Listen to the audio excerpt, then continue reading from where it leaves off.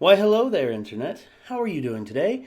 Welcome to the streaming office. This is kind of a kind of a jerry-rigged setup we got here. I'm gonna be honest with you, but yeah, and also I look fairly sinister with lighting the way it is. It's because the overhead light in this room has a short in it. I'm waiting for the landlord to send over the electrician. I would fix it myself, but the landlord said that could be a liability. So, and plus he said he recommended very highly that I don't do it.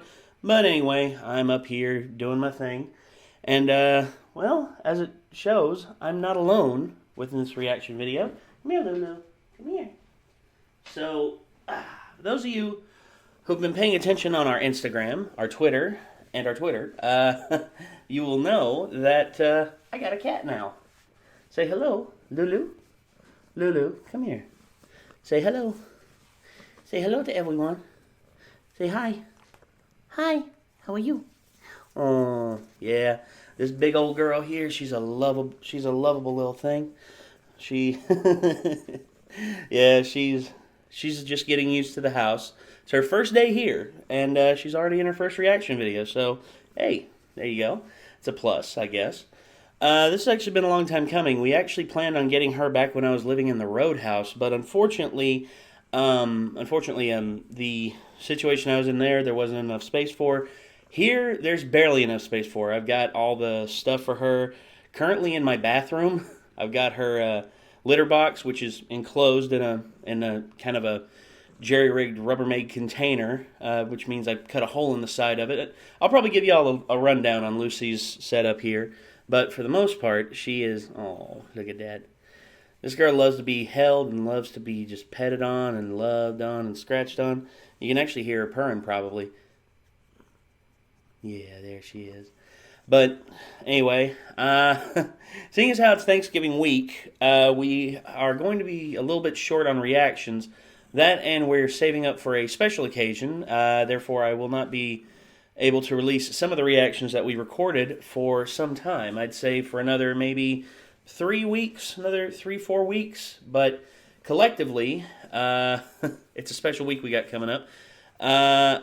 Okay, I'll tell y'all. It's Death Battle Week. So we, whenever we did a death battle, the first death battle we'd done in a long time, we decided to do death. We asked the fans if they wanted Death Battle Week, and they responded with an overwhelming yes. They'd love to see a Death Battle Week. So we've already got one recorded. Can't say which one it is, but I can say this: we had fun with it, and it it was a good one. But we will be saving up for Death Battle Week, and that will be happening hopefully sometime in December. If not, expect it in early January. But I'm expecting December. I'm expecting at least middle of December, if not sooner. So Lucy, we are going to actually. Well, I don't know if you'd be interested in it or not. I think the only thing you're interested in is nuzzling up and getting pets on everything. I'm going to be watching Matt Pat's Game Theory. It's the Five Nights at Freddy's. The clue that solves Five Nights at Freddy's. So, yeah, I'm getting back to these. I'm probably going to do 2 of these. I'm probably gonna, do separate videos and release these all in one day. So, yeah, this is so yeah, this is a bit of an undertaking. But I guess without further ado, let's get it on screen. Here we go. Oh, it's okay, Lulu. I'm gonna keep petting you. Don't worry. Oh. Can't have that on there. Okay. Sorry. Had to silence my phone. All right. And yep. Oh, look. We're infinite now, Lulu. You see? All right. And here we go. And let's start watching. Today we end the horror. Today we solve. I think your videos say different, Matt Pat. Once again, with the FNAF Game Theory intro, still pretty cool. Oh, you want to climb up on my shelf? You're a little too big for that right now.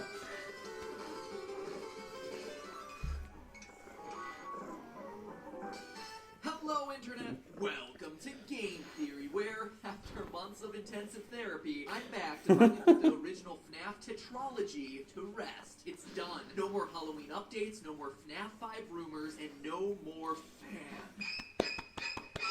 Suck on that, you multi-bladed propeller of air.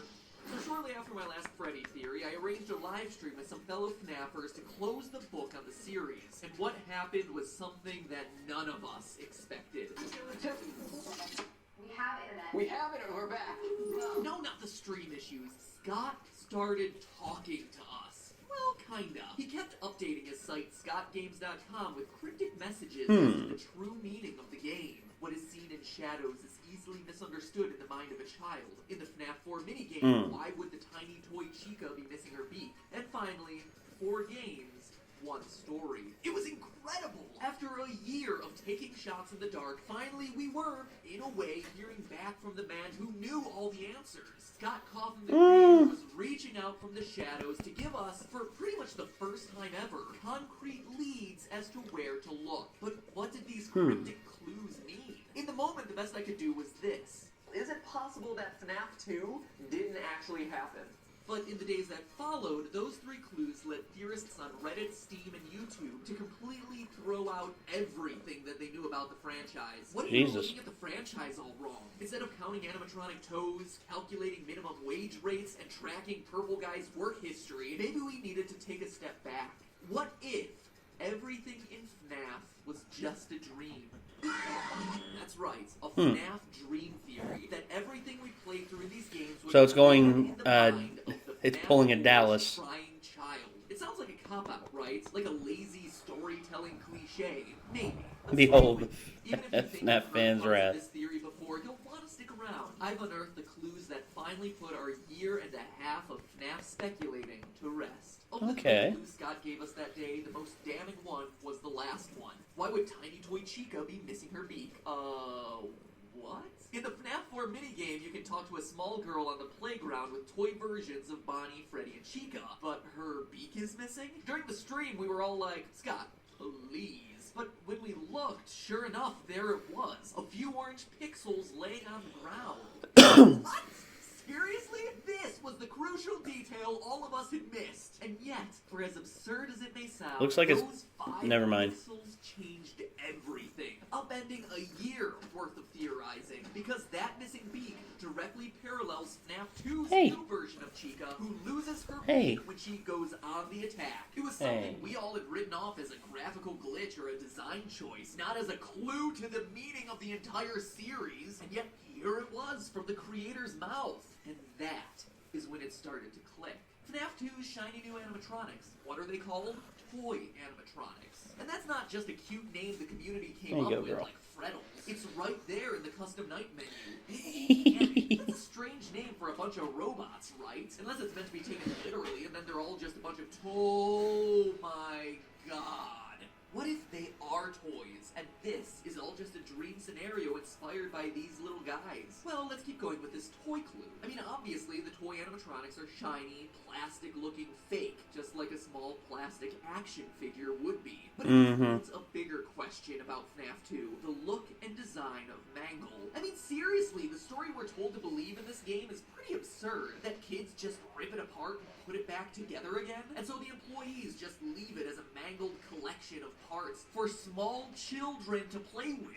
What parent would ever be comfortable letting little Timmy touch that thing? Oh, and here's a cute thing for you to play with. No. Gosh, who could have seen that coming? This is in the mind of a child who has seen all these toys. That makes a lot more sense. He's just a dismantled toy. Okay. Sid from Toy Story, who fuses various toys together to create hideous abominations. Oh, yeah. This explains Mangle's 2 heads. I don't care how much you redesign Foxy, no one planned him to have 2 heads. In fact, note that Mangle appears in a girl's room. An insignificant detail? I don't think so. The Chica Beak shows that this girl's toys fall apart, just like Mangle, the tear apart, put back together toy. And toys explain You like my FNAF toy collection? 1, 2. The crying child of FNAF 4 Okay. has 4 plushies in his room. The crew from FNAF 1.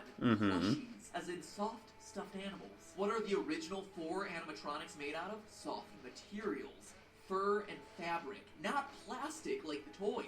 So much so that the one thing that we hear about them throughout the series is that these old animatronics collect odors and never get washed, just like an overused and overloved stuffed animal. But the parallels don't stop there. Why is Foxy out of order in FNAF 1? Well, the plushie he's based on is missing its head. How about Foxy's jump scare popping in abruptly from behind him? It's awfully similar to the way the brother scares the crying child throughout FNAF 4. In his Foxy mask, no less. And how's Golden Freddy fit into this? Well, in the hidden FNAF 4 Easter egg, we see on the TV that the show Fredbear and Friends features the Golden Fredbear alongside the core four of Foxy, Freddy, Bonnie, and Chica. That's your cast from the first game. The dream of FNAF 1 was inspired by this show and the plushies, hence it not containing any of the other animatronics. Even the fact that the child doesn't have a Golden Freddy plush, and that instead he has his imaginary friend, a psychic friend, Fredbear, who appears and disappears at will, directly references Golden Freddy's ghostly behavior in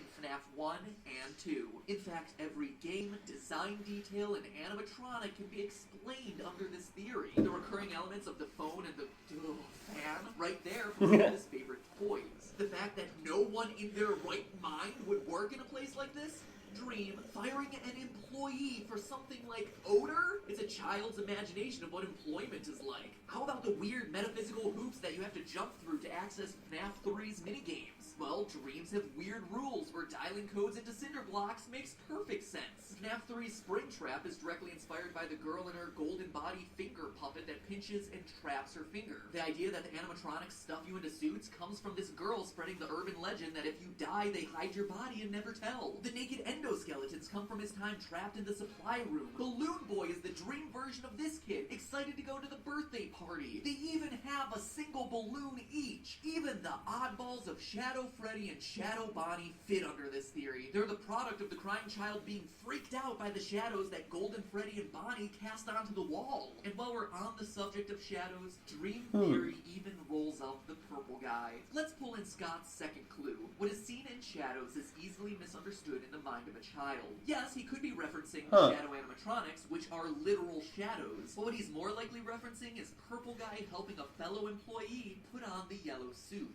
They're in a dark, shadowy room, and what the kid sees, or what he thinks he sees, is someone getting violently stuffed into a suit when it's just a mascot putting on its head. Think about how traumatic it'd be if you were a kid and you were at Disneyland and then saw Mickey Mouse suddenly take off its head. It would blow your mind. That's true. That there's no murder happening. It's just employees going about the daily grind. In fact, that's why Purple Guy is purple. In the Atari-style games, shadows are represented not with black, but with purple, as indicated by the shadows cast by the animatronics on stage. That's why Shadow Freddy, Shadow Bonnie, and even the innocent employee in the dark back room, the shadowy purple guy, are such an unusual color. Still skeptical? So was I. Sure, it answers a lot and smooths out the timeline, but there was still one That's piece true, of the it puzzle that does. was missing. One thing that was nagging me. It still felt What's like that? a convenient explanation, but not an intentional one. Not something that Scott had planned for the series. All I needed was just that one detail that made everything fit together. But then,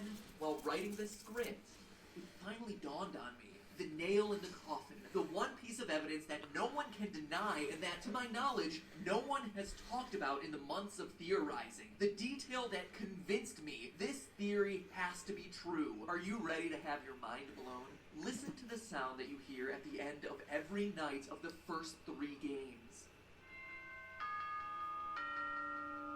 Yeah. No, no, no. A grandfather clock chiming the same song every time. Why would the end of my shift in an office be signaled by a grandfather clock chime? It wouldn't, unless I was asleep, dreaming in my house with a grandfather clock right outside my room, just like the layout of the crying child's house we see in the FNAF 4 minigames. 6 o'clock a.m. Time to get up. But now let's look at FNAF 4. How does each night end there? Alarm clock. Why? Because we're no longer in the crying child's house. We're in a hospital, trying to recover from being bitten. Hence the pills, IV, and flower Easter eggs. No hospital has a grandfather clock, but they're all equipped with a generic digital alarm clock. This, to me, was the missing link, the piece of evidence that took this theory from convenient explanation for a lot of the game's weirdness to definitive proof that this is what Scott intended. My heart is racing right now. I'm so excited about sharing this with you. It feels like finding the Rosetta Stone, the one detail that unlocks everything else in this huge mystery we've been trying to solve. But at the same time, it's bittersweet, right? Remember what I said at the beginning of the episode? It sounds like a cop-out, right? Like a lazy storytelling cliche. How many of you agreed with that? If you're honest with yourself, I bet a lot of you. You'll notice across my videos, I don't cover dream and coma theories very often for exactly that reason. They're too easy, too flexible. Because it's all a dream, weird stuff can be written off. Logical errors overlooked simply because it's not actually real. In the theory world, they're OP. They're hard to argue against and to fit any random collection of details. For a game like FNAF, it's a dream. Spend thousands of hours combing through all the details, making and remaking timelines, bending over backwards to make every last piece of information fit together across the 4 games. It was just a dream reveal invalidates all of that work. It says that none of it really mattered since none of it really happened. And Scott knows this. Let's look at a quote from Scott in his update on Steam regarding the Halloween DLC for FNAF 4. Okay. The story remains completely hidden. I guess most people assume that I filled the game with random Easter eggs this time. I didn't. What's in the box? It's the pieces put together. But the bigger question is, would the community accept it that way? The fact that the pieces have remained elusive this time strikes me as incredible and special. A fitting conclusion in some ways, and because of that, I've decided that maybe some things are best left forgotten forever, end quote. To me, the key phrase here is, would the community accept it that way? He knows that it's all a dream explanation would fail to live up to our astronomical expectations. What about the puppet? What about the oddly specific detail of the paychecks? How about Scott confirming on Steam that my FNAF 2 theory was almost 100% correct? It's this community accepted quote that makes me think Scott intended the dream theory to be official, but also understands that ever revealing it would be a huge mistake. Hence him keeping it locked in the box. I mean, you can already see it in the comment threads discussing earlier versions of the dream theory. People enraged by the sheer mention of this thing. Heck, you'll probably see it in this comment section. But it doesn't have to be that way. Let me check on something.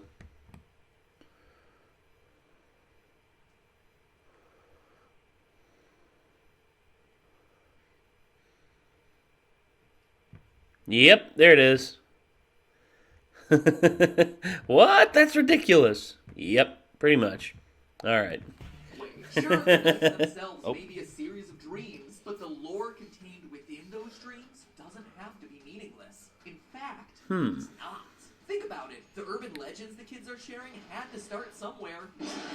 That crying child clearly saw something that made him scared of these restaurants. And then how do the Atari games fit in? Are they just dreams within dreams? They're not. In researching this episode, I not only found the clues that solidify the dream theory, but also the missing links that we've all been overlooking in putting the FNAF timeline together. Scott's final clue about 4 games, 1 story may be a reference to a crying child's nightmares and eventual death in the hospital, but it can also be referencing the story of the game's primary struggle, the puppet and the purple guy. And next week, we're covering that on an all-new game theory, Saturday the 19th at 3 o'clock p.m. Eastern Time, 12 o'clock p.m. Pacific Time. That's noon for all of you currently trying to figure out whether that's midnight or noon. I know, I get confused all the time too. Why am I telling you the time it'll be published and uploaded? Well, we're covering that story, followed up immediately by a live stream discussion where I, and hopefully a few other theorists, will be able to answer your questions as we close out the year with the definitive answers to this incredibly mysterious series. And I want you guys to be there so you can ask your questions and talk about all this together with us live. So remember, that's Saturday the 19th at 3 o'clock p.m. Eastern Time, noon Pacific Time for that episode, followed immediately by a live discussion with you guys. I cannot wait to share all of this with you guys. And in the meantime, remember, that's just a theory. A game theory. Sweet dreams. Huh. All right.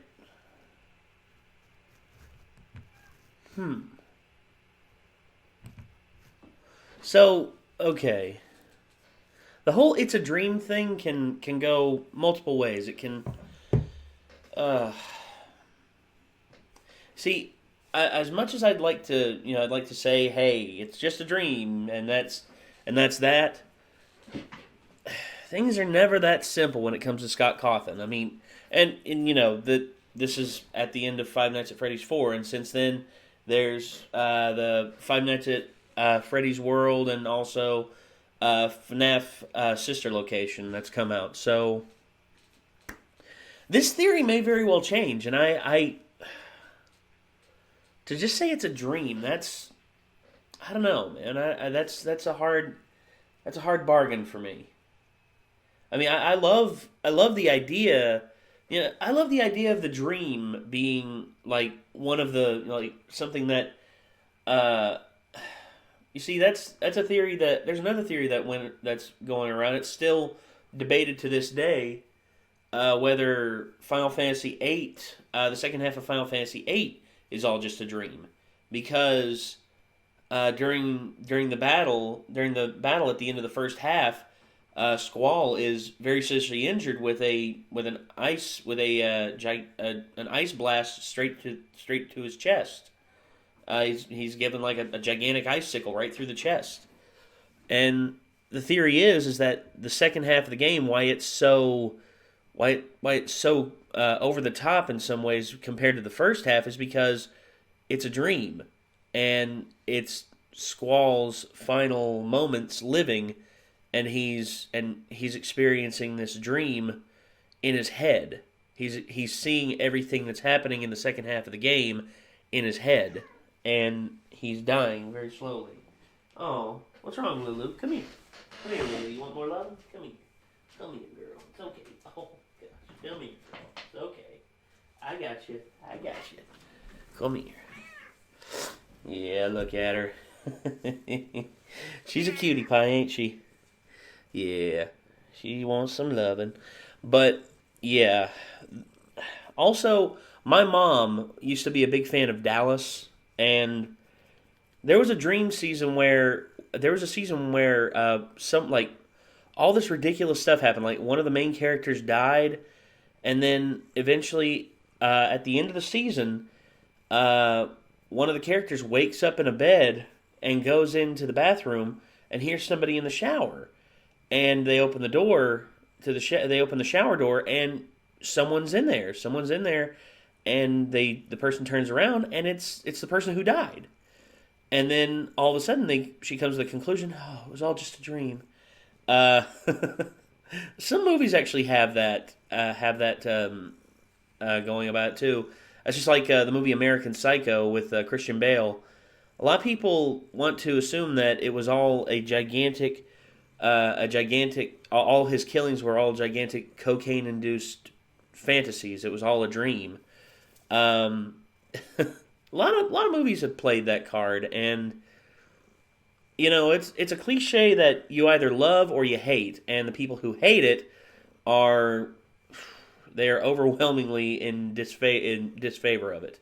So yeah, I don't know what to make of it half the time, but honestly, I'd probably never, if in my writing, I've never thought to do it was all a dream, wrap up. I'd never thought about doing that. I never wanted to, because to me, I think that card's been played a lot. It was all a dream. It was all a dream. It was all just a big old dream. And maybe I don't know. Maybe in the future my tastes will change on it. But as for right now, with the Five Nights at Freddy's game theories and all this, there's just a lot of still unanswered questions because of the new games that were released in between this theory and now. I mean, now there's Sister Location and FNAF World, so I guess I'll just have to see how it all plays out. But yeah, what do you think, Lucy? Oh wait, you were too busy laying on the ground, just wallering about, wasn't you? It's okay. All right, well, everybody, thank you all for tuning in. And there you go. Thank you all for tuning in and signing off for the Renegades. I'm Nate, and it's okay, Doo-Doo. And this is Lucy. Say bye, Lucy. Bye-bye. And we'll see you later, everyone. Peace out.